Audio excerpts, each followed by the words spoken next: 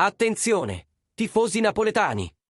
Una nuova indiscrezione arriva direttamente dalla Spagna e indica che il Napoli è molto vicino a chiudere un altro acquisto strategico per la stagione.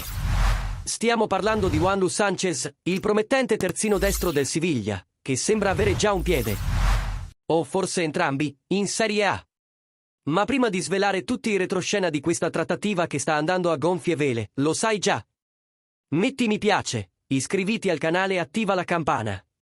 Perché il calciomercato è frenetico e qui ricevi tutto in anteprima. Ora, veniamo al dunque, l'indizio più chiaro finora è arrivato dallo stesso Siviglia. E non è passato inosservato agli occhi attenti dei tifosi e dei giornalisti di calciomercato. Stasera il Siviglia scenderà in campo per un amichevole precampionato contro il Sunderland, allo stadio Algarve, in Portogallo. Tutto normale, giusto? Non proprio. È stata resa nota la lista ufficiale dei convocati dell'allenatore José Luis Mendilibar. E Juanlu Sanchez non è nella lista. Proprio così.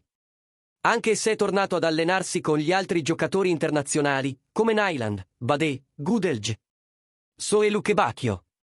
Juanlu è stato l'unico nome del gruppo principale a rimanere fuori senza giustificazioni tecniche o fisiche. Una coincidenza? Niente affatto.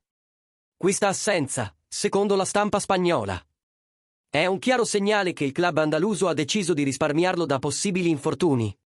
Una pratica comune quando un giocatore sta per essere venduto. Dietro le quinte si conferma che Giovanni Manna, direttore sportivo del Napoli, è in contatto diretto con la dirigenza del Siviglia e potrebbe concludere l'affare nelle prossime ore. Il club spagnolo, consapevole dell'avanzamento delle trattative, sa che qualsiasi problema fisico potrebbe compromettere tutto e quindi sta evitando qualsiasi esposizione dell'atleta. Altri 3 giocatori sono stati esclusi per motivi simili: Rafa Mir, Januzaj e Fernandez. Tutti loro sono coinvolti in trattative di mercato e, come Juanlu, sono giocatori che potrebbero cambiare maglia molto presto. Questo rafforza ulteriormente l'idea che il giovane terzino spagnolo sia molto vicino al Napoli. E ora vogliamo sapere: pensate che Juanlu Sanchez sia una buona scommessa per rafforzare la difesa destra di Conte? Con l'imminente partenza di altri nomi della rosa, il giovane spagnolo potrebbe essere il tassello mancante. Lasciate qui nei commenti la vostra opinione.